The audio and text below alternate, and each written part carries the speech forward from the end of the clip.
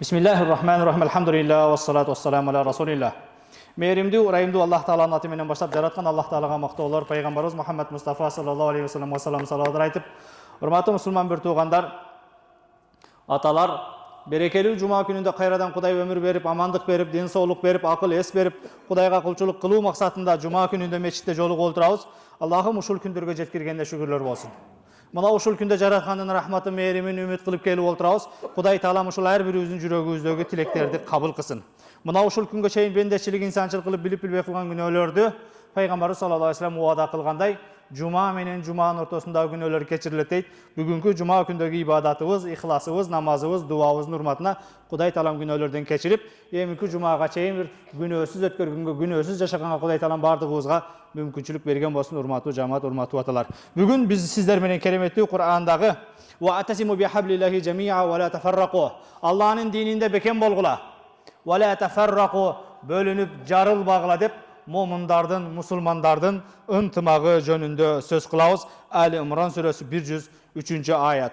Урматтуу мусулман бир туугандар, Аллах Тааланын дининде бекем болуу, туура багыттагыларга кошулуу, жамаат менен жүрүү, бөлүнүп жарылбоо бул биздин шариятыбыздын, Кудайдын, пайгамбардын берген осуяттары, талаптары мына ушулар. Урматтуу мусулман бир туугандар, Аллах Таала кереметтүү Кур'анда "Ва ла такуну минал мушрикин" Кудайга шерк кошкондордон, Кудайга шерик кошкондордон, Кудайга башка бир кудайларды кошуп ибадат кылгандардан, тагыраагы динсиздерден, ыймансыздардан болбогула. "Миналлазина фаррaqu динахум ва кану ши'a" өздөрүнүн диндерин бөлүп жарып, топ болуп алгандардын катарына кошулбагыла деп Рум сүрөсүнүн 31-32 бизге эскертет. Диниңерде бөлүп жарбагыла, диндин ичинде бөлүп жарылууну пайда кылып, өз алдынча топ болбогула, ошондой топ болгондордун катарына кошулбагыла.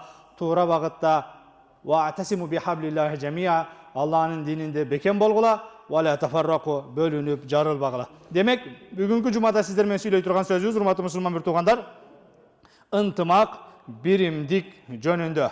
Аллах Таала башка бир аятта "Инналлазина фаррaqu динахум ва кану ши'a ласта минхум фи шей" алар өздөрүнүн дининде бөлүнүп жарылып, диндерде бөлүп жарылгандар, топторго айрылгандарга, диндин ичинде топ бөлүнүп, өз алдынча болгондорго "О Мухаммад, сенин эч кандай тиешең жок" деп Али Ан'ам сүрөсүнүн 159-аятында айтат.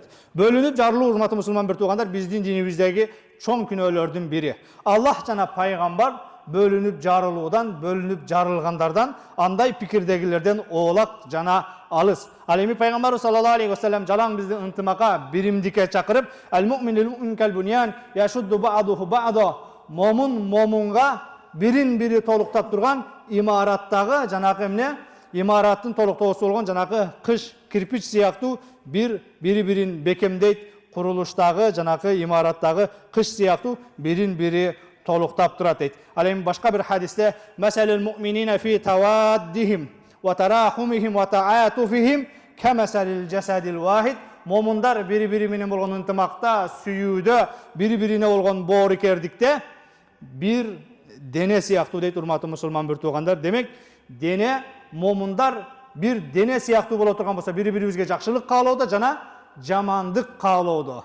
Демек дене бири-бирине бутка бир тикен кирсе, жара кирсе, же бир катуураак ташка бир демеге уруп алсак, көздөн жаш чыккан сыяктуу бир момун кыйналып аткан болсо, бир кырсыкка кабылган болсо, же эмне мына ушундай бир мүшкүл проблемасы бар боло турган болсо, калгандар ошону эмне сезиш керек.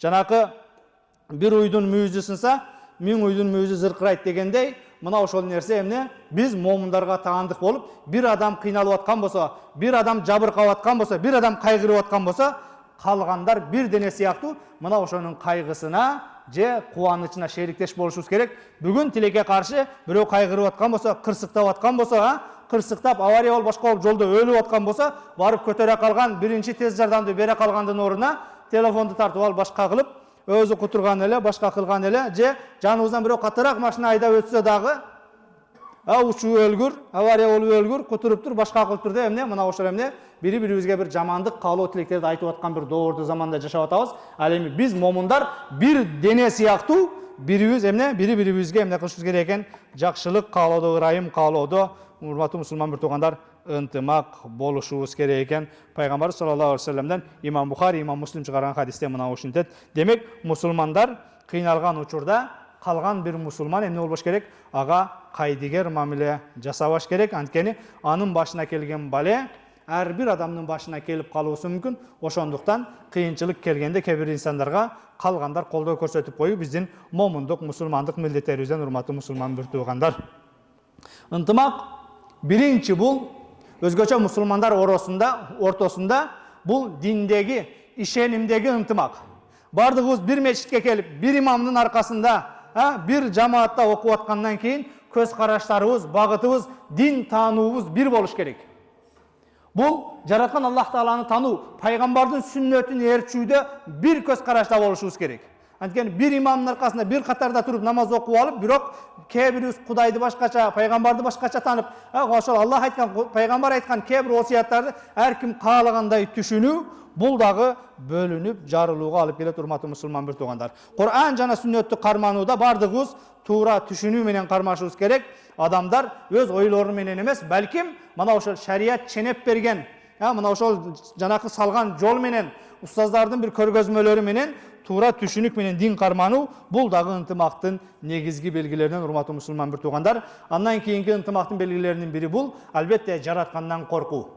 Кудайдан корккон адам бирөөдү бөлүп жарбайт. Кудайдан корккон адам бирөөгө зыян келтирбейт. Кудайдан корккон адам ушак таратпайт. Кудайдан корккон адам эмне өзгөлөргө жакшылык каалайт. Демек, ынтымактын негизги башаты жараткандан коркуу экен, урматтуу мусулман бир туугандар. Ошону менен бирге эле эмне ал эми бөлүнүү жакын биригүүнүн сырлары мына ушулар боло турган болсо, ал эми бөлүнүүнүн дагы себептерине карай турган болсок, көпчүлүк учурда текебердик, нафсини ээрчигендик, менин айтканым туура, булардыкы туура эмес, мына ошол талаш тартыштын негизинде таксыр ошондой, балким анда сиз айткандай окшойт, мен мындай түшүнүпмүн деп бир диалогко башкага барбастан өзүнүн карманган бир көз карашын өзгөлөргө таңуулай берүү, өзгөлөргө эмне кээде бир жеңилип калуудан, же айткан сөз туура эмес, мен туура эмес угуп алыпмын, же туура эмес түшүнүп алыпмын деш бүгүнкү күндө аябай адамдар үчүн бир оор, кыйын.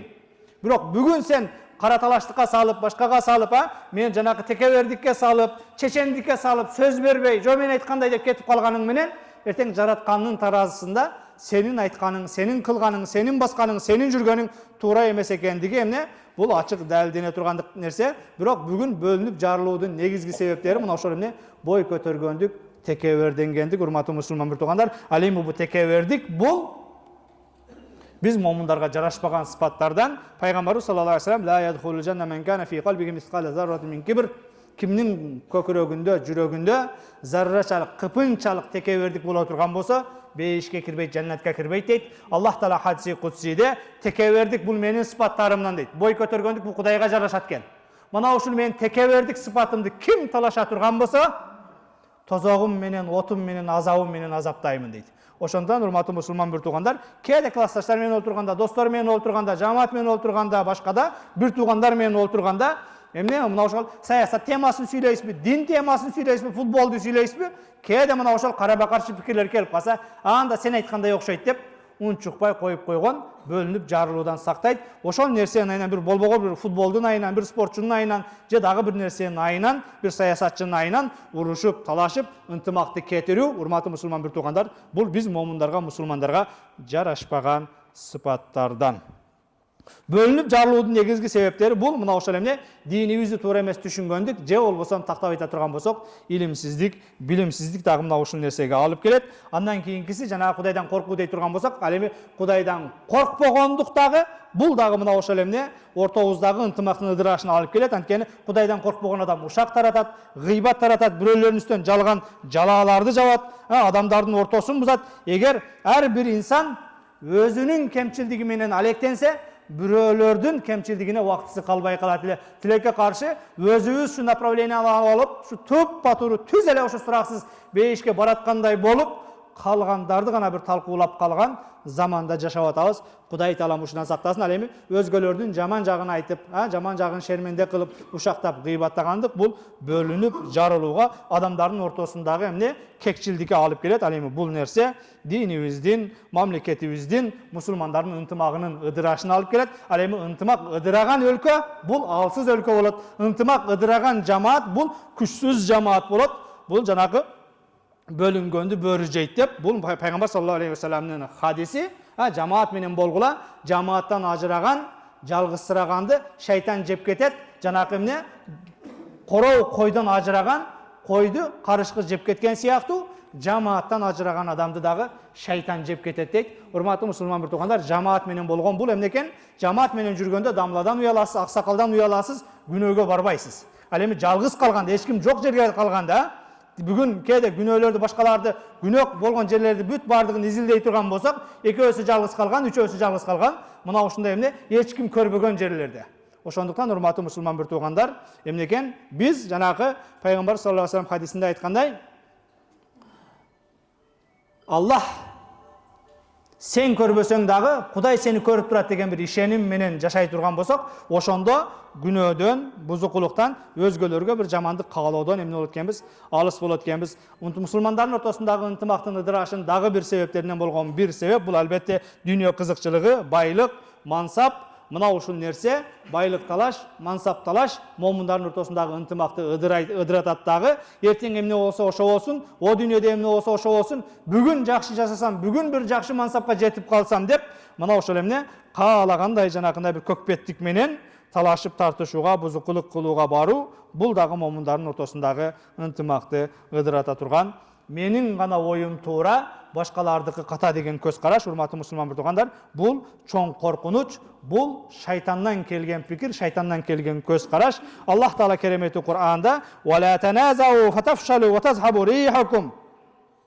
Талашып тартышпагыла, талашып тартышса турган болсоңор, алсырайсыңар, кубатыңар кетет, күчүңөр кетет дейт. Демек, момундардын ортосундагы келишпестик, талашып тартышуу бул момундардын алсырата турган, ынтымагын ыдырата турган, ошол эле учурда эмне бир күч сыяктуу боло турган болсок, ошол күчүбүздү алсырата турган нерселерден экен, урматтуу мусулман бир туугандар. Ал эми бүгүнкү күндө үммөттүн алсыздыгынын негизги бир себептеринен болгон бир себептер бул ынтымактын жоктугу. Ал эми эгерде элдин бардыгында ынтымак менен жашай турган болсо, ал жерде күч болот, ал жерде душмандан корголот, ал жерде эч бир бузуку келип ортого бүлүк сала албайт, береке келет, дин жайылат, мамлекетте стабилдүүлүк болгондо, эл бир дем менен, ынтымак менен жашаган учурда, урматтуу мусулман бир туугандар, илим, билим ошонун катарында бардыгыбыз мусулманбыз деп жүрөбүз. Мына ошол динибиздин жайылышы дагы ынтымакка көз каранды. Бүгүн анча-мынча намаз окубаган, анча-мынча мешитке келейин деп жүргөн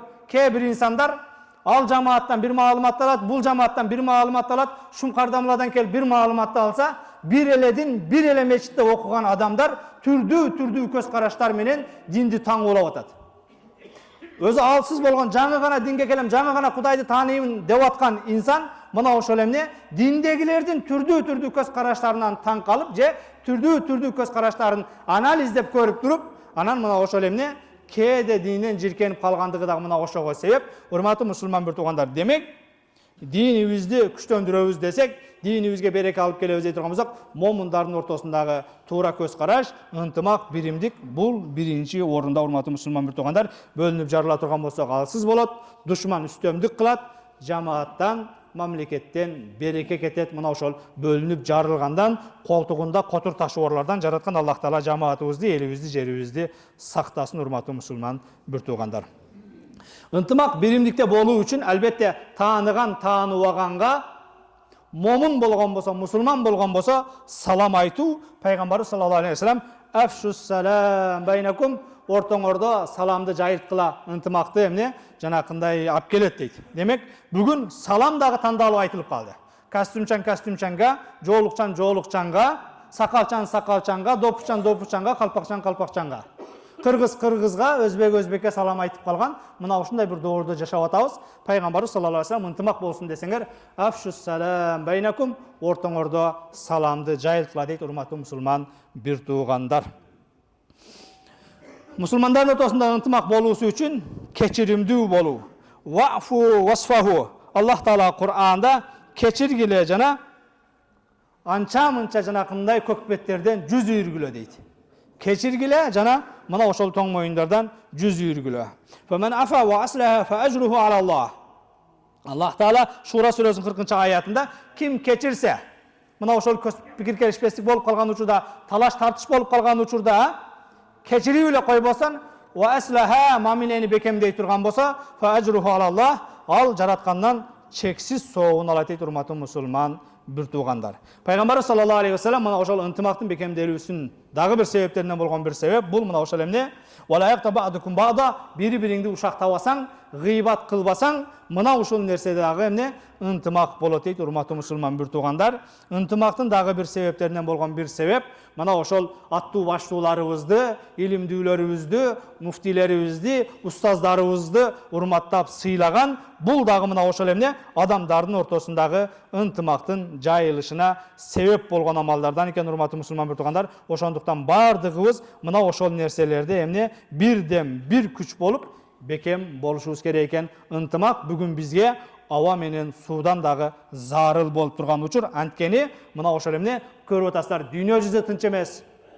Анын катарында мына bir алды 20 жылдан ашып, эгер Афганистанды башканы кошо турган болсок, мына ошо bir 50, 60, 70 жылдан бери dünya анын катарында мусулман өлкөлөр тынч эмес. Ошол тынч эмес экендигинин, кайра-кайра бомбанын, кайра-кайра өлүмдүн болуп аткандыгы мына ошол жамааттын арасында, ошол мамлекеттин арасында ошондой bir бузукулардын жанакындай заказын аткаргандар бар болгондугу үчүн. Ошондон урматтуу мусулман bir tuğandar, biz bölünüp jarılууdan etiyat boluşubuz kerek. Кичинекей гана мамлекетибиz бар. Эгер ушул кичинекей bir мамлекетте дагы бири-бирибизге bir душмандык кылып, бири-бирибизди алдап аткан болсок, сатып аткан болсок, бири-бирибизди экинчи bir адамга, үчүнчү bir адамга салып берип аткан болсок, бул албетте эмне бизге окшогон мамлекет үчүн аябай bir коркунуч, береке кетет, ынтымак кетет. Ынтымак кеткен жерде күч кетет дагы. Мына ошол бизди башкаргысы келген, бизге ээлик кылгысы келген, кожоюн болгусу келгендерге шанс не жанакындай колдоруна bir курал болуп берип, өзүбүз ошолордун кызматчысы болуп калуудан Кудай Таалам сактаган болсун. Аллах Таала Худжурат сүрөсүнүн 10-чу аятында «Иннамал муъминуна ихва фа аслиху байна ахавайкум». Чындыгында му'миндар bir tuğanыңар менен мамилеңерди бекемдегиле. Anfal suresi 46. ayet. Ve atiullaha ve rasulah. Allah'a jana peygamberga başı igile. Ve la tenazavu fatafşalu. Bölünüp jarılbagıla. Alsıraysыңар, küçüңөр ketet deydi. Eğer talaştarça turgan bolsaңар, anda küçüңөрдөн, эмне биримдигиңерден алсырайсыңар. Peygamber sallallahu aleyhi ve sellem al muslim akul muslim la yazlimuhu. Musulman musulmandын bir tuğan aga zulüm kılbayt. La yuslimuhu. Anı taştap koybayt jardamsız. Men kana fi hajat ahi kana Allah fi hajati. Kim bir momundun muhtaçlığında, jardamında olup turgan bolsa, Allah Taala anın jardamında olup. Ve men farraja an muslimin kurbatan farrajallahu anhu biha anhu kurbatan min qurabi yawmil qiyamah. Kim bir momundun kaygısını getirip problemasına, kaygısına jardam bere turgan bolsa, Allah Taala al pendenin kıyamattagı kaygısını getiret. Alemi kıyamattagı kaygı, kıyamattagı problema bul. Bir soğup bolsa, şu bir soğup jetpey kaldı beyişme dep, tozakka kүйüp ketүүден, Allah Taala'nın karına, azabına kalуудан saqtanuş üçün kıyamattagı problema bul soğup. Mına oşol күндө Allah Taala emne kıyamattagı problemasından kutkarat. Kim bul dünyada bir momundun kaygısından, problemasından kutkarsa deyt urmatı musulman bir tuğandar. Alemi kıyamatta aleyma la yanfaul malu ve la banun illa men atallaha bi kalbin salim dep Allah Taala Kur'anda aytkanday, baylık, mansap, bola çakаңның пайдасы тийбей калат. İlla men atallaha bi kalbin salim. Kim taza жүрөк менен келген болса, ошол жүрөктүн гана пайдасы тиет дейт. Кыяматтагы проблемадан Кудай сактасын дей турган болсок, бүгүн бири-бирибизге колдоо көрсөтүшүбүз керек, ынтымак болушубуз керек экен. Ва мен сатара муслимен сатарахуллаху йомал кыяма. Ким bir момундун айыбын жашыра турган болсо, Аллах Таала кыяматта анын айыбын жашырат дейт. Кыяматтагы айып күнөөлөр менен барып, тозокко кирип кетүү, Аллах Таала ошого көз жаздым кылып, бейишке киргизип өргөн болсо, чыныгы ийгилик, чыныгы удук, жеткен карьера, мына ошол урматтуу мусулман bir tuğandar. Peygamber sallallahu aleyhi ve sellem başka bir hadise, "Ve la taqata'u, ve la tadabaru, ve la tabaghadu." Biri-biriңер менен мамилени кыркпагыла. Biri-biriңерге аркаңарды салбагыла, biri-biriңерге ачууланбагыла, ve la tahasadu, biri-biriңерге kör albastык кылбагыла, ve kunu ibadallahi ihwana. Ey Allah'ın pendeleri, ынтымак, birimdik bolup jasagıla. La yahulul muslimin yahjura akahu fawqa salas. Momun ekinci bir momunga 3 günden aşık tarınganga bolboyt, aram deydi. Bugün жердин айынан, акчанын айынан, суунун айынан, малдын айынан, жанакындай бир тойдун айынан, бир кудалар кудалашып алып, мына ошол бир баланын айынан, кыздын айынан бири-бирине жылдап салам бербесен, салам бербеген эч нерсе эмес. Ар намазында башкасында мына ошолорго бир жамандык тилеп дуа кылып, же болбосо жылдап оттошуп, соттошуп жүргөндөр бар. Пайгамбарыбыз саллаллаху алейхи ва саллям момунга 3 күндөн ашык таарынуусу арам дейт, урматтуу мусулман бир туугандар. Демек, биз момунчулукту, мусулманчылыкты мечитке гана камап коюп, салдага гана камап коюп, сакалга гана коюп ушу мечиттин ичинде ынтымак болуш керек, мечиттин ичинде биримдик болуш керек, анан сыртка чыкканда каалагандай жашаш керек деген нерседен оолак болушубуз керек, урматтуу мусулман бир туугандар. Дин ал-муамала, дин бул мамиле. Демек, биз мечиттен таалим тарбия алып, мечиттен уккан билген нерсе менен күнүмдүк жашоодо өткөрүшүбүз керек. Жараткан Аллах Таала намазга, орозого, ибадатка кандай чакырган болсо, мына ошол күнүмдүк жашоодо бири-бирибизге ынтымак, биримдик менен жашоого андан көбүрөөк чакырат. Эң эле жеңили, эң эле жөнөкөйү мына ошол садака башка дейбиз. Табассумука ливажги ахика садака. Бири-бириңе жылмайып койгон садака дейт. Бүгүн мен жана жогоруда айткандай, калпакчанга, костюмчанга сакал берип калган заманда жашап атабыз. Демек, бири-бирибизге жылмайып койгон бул сооп экен, күлүп койгон бул ибадат экен. Бүгүн бардыгыбыз агрессивный, бардыгыбыз кайгырган. Мошу бир мечиттен чыгып ушул эшик талашкан, бут кийим талашкан, жол талашкан, сигнал баскан, папылдаткан, пипилдеткен. Урматтуу мусулман бир туугандар, биз момундар бир аз ынтымак, биримдик, сабырдуулук менен бири-бирибизге эмне салам бергенде дагы бир эмне бир күлүп, жылмайып салам бергендей болушубуз керек. Бул биздин динибиздин талап кылганы. Ал эми диндин аскерлери, диндин мына ошол өкүлдөрү бүгүн жумага чогулуп отурабыз. Жумадагылар мына ошондой нерселерде эмне болушубуз керек экен, бекем болушубуз керек, урматтуу мусулман бир туугандар. Момундар бири-бири менен кеңешип иш кылат. Кереметтүү Кур'анда Шура сүрөсү бар. Мына ошол Шура сүрөсүнүн 38-аятында ва амрухум шура байнахум, момундар ынтымак менен кеңешип иш кылат дейт. Шу кеңешме деген сүрө, ушул сүрөнүн аты дагы. Ниса сүрөсүнүн 114-аятында ла хайра фи касирин мин najwahum. Силердин чогулуп алып кафелерде, көчөлөрдө, остановкаларда, бир жыйылган жерлерде сүйлөшкөнүңөрдүн эч кандай бир пайдасы жок. Илля мен амара би садакатин ау ма'руфин ау ислахи байнан нас. Эгер мына ошол сүйлөшүүлөр садакага, жакшылыкка, адамдардын ортосун элдештирүүгө, жараштырууга, ынтымакка чакырууга багытталган болсо, канча көп сүйлөшсөңөр дагы болот. Эгер андай болбой турган болсо, силердин сүйлөшүүңөрдүн биринде дагы жакшылык жок деп Ниса сүрөсүнүн 114-аятында кайрат. Ал эми бизде бүгүн көчө болуп аш жейбиз, классташ болуп, группалаш болуп, кесиптеш болуп, анча-мынча биздин жамаатта аксакалдар дагы жамаат болуп, өзүнчө биздин мештин ынтымагы деп. Бирок мына ошол олтурган жердин бардыгында ким келбей калган болсо, аш кегиче ошонун этин жемай, аштан кийин дагы калганына тойбой калган ошонун этин жеп алып туруп таркап кетмей, мана ошол жыйындар, чогулуштар, аш жемейлер, коллектив менен, группалаш менен, достор менен баняга барганда, кафеге барганда сүйлөшүүлөр, мына ошол адамдардын ортосунун ынтымакка, жакшылыкка чакыруу менен боло турган болсо жакшы экен. Ал эми ушак гыйбат менен боло турган болсо, мана ошол кылган, чогулган сүйлөшүүңөрдүн биринде дагы жакшылык жок деп Аллах Таала Ниса сүрөсүнүн 114-аятында кайрылат, урматтуу мусулман бир туугандар. Ал эми бизде бүгүн аябай жыйын көп, чогулуш көп, мына ошол олтуруп чай ичмейлер көп, ошонун көпчүлүгү, дээрлик бардыгы ушак менен, гыйбат менен эмне болуп атат, башталып, ошону менен бүтүп кетип атат, урматтуу мусулман бир туугандар. Өткөндө орозо айларында айттык эдик. Пайгамбарыбыз саллаллаху алейхи ва саллям эрте менен абал болгон нерсе менен ооз жабапсыңар, бирок ооз ачарга чейин бир тууганыңдын эти менен ооз ачып алдың деп жолдо баратып эки аялга эскерткен хадисине. Демек, бүгүн абет болгонго чейин мына ошол эмне бир туугандардын, кошуналардын, достордун эмне эти менен абет кылып алып аткан, ужин кылып аткан үммөт бүгүн жумада мечитте олтуруп отурабыз.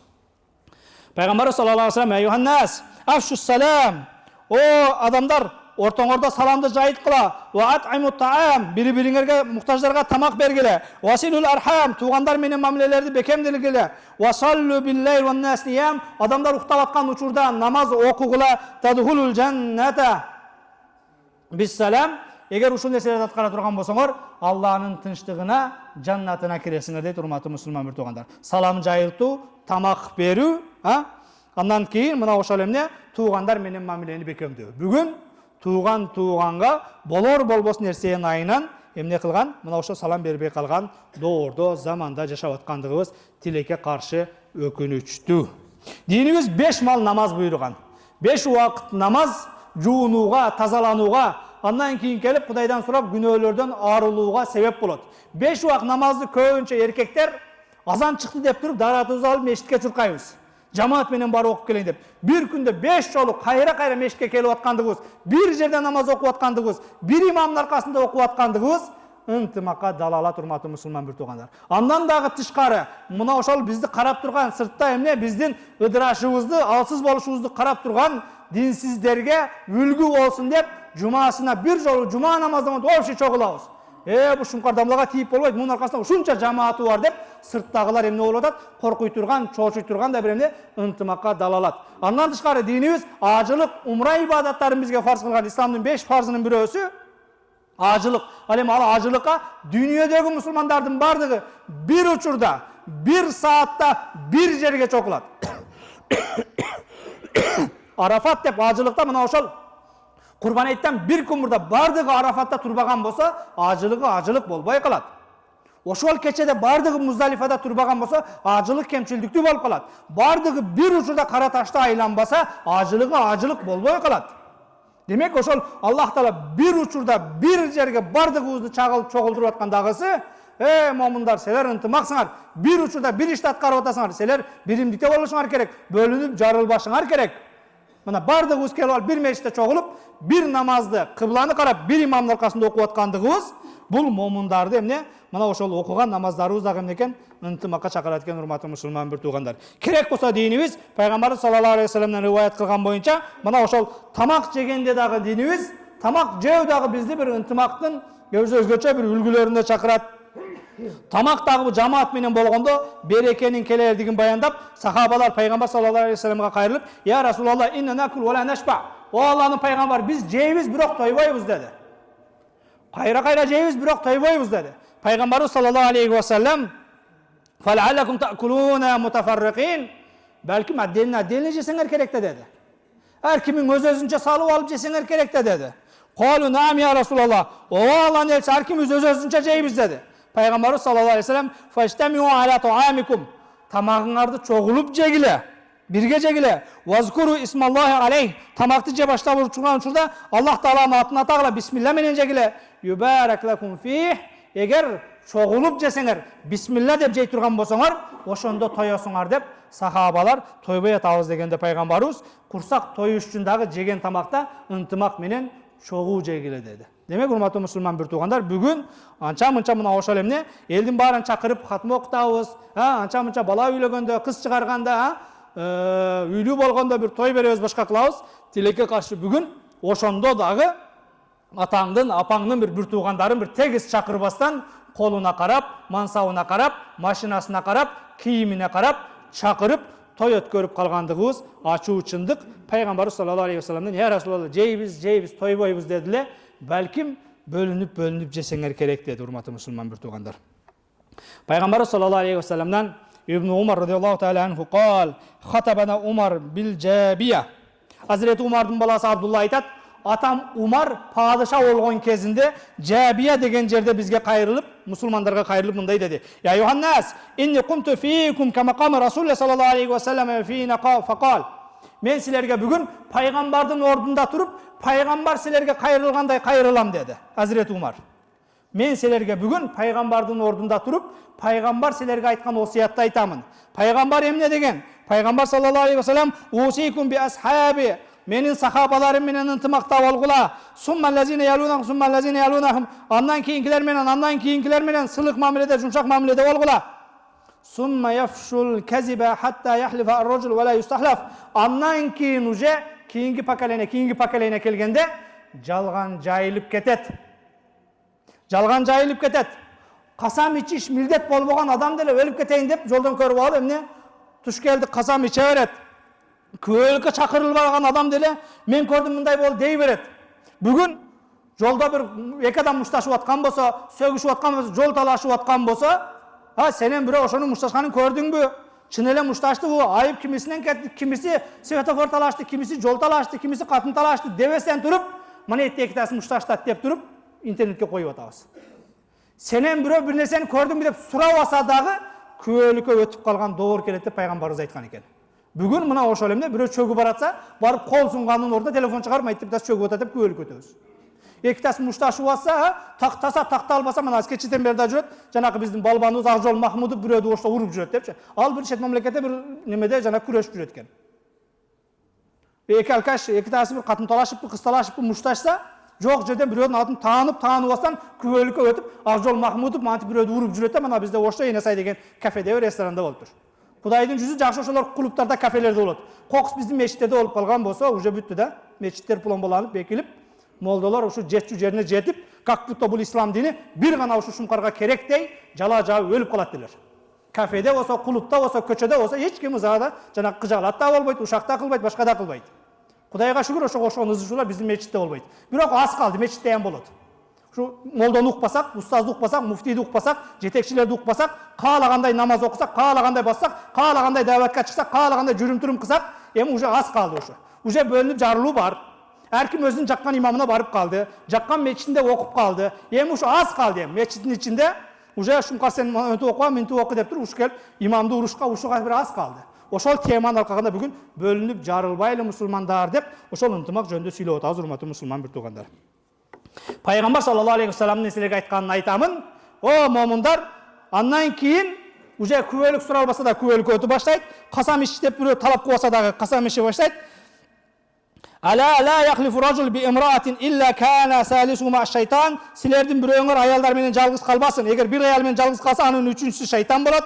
Алейкум бил жамаа, жамаат менен бекем болгула. Ва iyyakum ал фурqa, бөлүнүп жарылбагыла. Фа инна шайтан маал вахид, шайтан жалгыз адамды жеп кетет. Ва хува минал иснайни абад, эки адам болсо, үч адам болсо шайтан алардан алыстайт, оолак болот. Ман арада бахбубатал жанна фалялтазимил жамаа. Ким бейиштин кенендигин каалай турган болсо, жамаат менен бекем болсун, бөлүнүп жарылбасын. Ман сарратхул хасанату ва саатху сайyiату фазаликал муъмин. Ким бир жакшылык иш кылганда кубанып, күнөө иш кылганда, күнөөнү көргөндө кайгыра турган болсо, бул чыныгы момун деп пайгамбар саллаллаху алейхи вассалам айткандыгын Азирети Умар айтат, урматтуу мусулман бир туугандар. Биздин убактыбыз аз калды, акыркы хадис менен жыйынтыктаймын. Ала ухбирукум би афдалим min darajati siyam ve salat ve sadaka. Men силерге намаз, орозо, садакадан дагы даражаңарды бийигирээк көтөрө турган бир амалды айтайынбы деди пайгамбарыбыз. Сахабалар бала я Расулалла, айтыңыз, намаздан, орозодон, зекеттен, садакадан жакшыраак болгон эмне? Пайгамбарыбыз саллаллаху алейхи вассалам ислаха зати байн, эки адамдын ортосун бириктирип коюу, ынтымакташтырып коюу. Бүгүн бизде ынтымакташып коебуз, сени антти, дегенти, камсымы, башкасымбы? Андай кыл, мындай кыл, бөлүнүп жарылуу, урматтуу мусулман бир туугандар, момундардын арасында, момун эместердин арасында, урматтуу мусулман бир туугандар, аябай көп. Ошондуктан бөлүнө турган болсок, мына ошол бөлүнгөндү бөрү жейт, жогоруда айттым, бул пайгамбар саллаллаху алейхи вассалам хадиси. Эгер жамааттан ажырай турган болсоңор, кой жанакы эмне, койлордон бөлүнгөндө карышкы жеп кеткен сыяктуу, жамааттан ажыраганда дагы шайтан жеп кетет деп, бул пайгамбар саллаллаху алейхи вассаламдын осуяты. Садакаллаху азим, субхана раббикал уззатам ясифун ва саламун алал мурсалин валхамдулиллахи раббил аламин. Жараткан Аллах таала өзүңдөн жалбарып суранарыбыз, момундар ортосунда ынтымак бер. Жамаатыбыздын ортосунда ынтымак бер. Аллахым элибизде ынтымак бер. Мамлекетибизди тынч кыл, аман кыл. Ынтымак, ырашкерлик менен өнүккөн, өскөн мамлекеттердин катарына кош. Жараткан Аллах таала жетекчилерге инсаф бер. Бизди туура жолго жетелешин насип эт. Карапайым эл ынтымак, ырашкерлик менен ошолорду колдоп, баш ийип жашаганды Кудайым өзүң насип кылгын я Раббана Раббал аламин. Жараткан Аллах таала момундардын ортосунда ынтымак бергениң, момундардын ортосунда урмат, сый бергениң. Жараткан Аллах таала бүгүн бул мечиттерде жамаат менен кандай чогуу турган болсок, кыяматта пайгамбар желегинин астында дагы чогуу тирилгенди бардыгыбызга насип кылгын. Ва саллаллаху таала аля хайрил Мухаммад ва аля алихи ва сахбихи ажмаин. Бирахматика я архамар рахим.